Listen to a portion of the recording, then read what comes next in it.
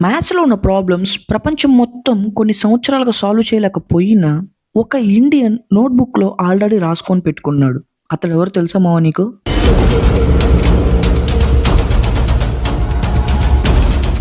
Hi! Hello guys నమస్తే. Welcome back to my channel. ఆయన poor background వచ్చాడు. Formal training almost లేదు.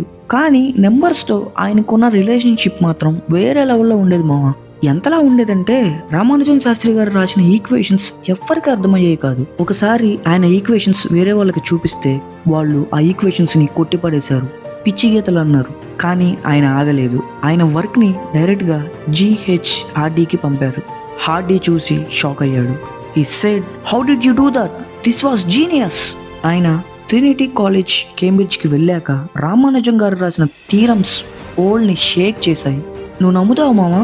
Thousands of formulas without many proofs at later correct అన్నీ prove అయ్యాయి.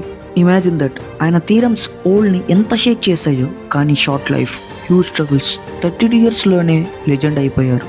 ఈ వరల్డ్లో ఉన్న పీపుల్స్ అందరూ మ్యాథ్స్ నేర్చుకుంటారు, కానీ రామానుజం మాత్రం మ్యాథ్స్ని రీరైట్ చేశారు.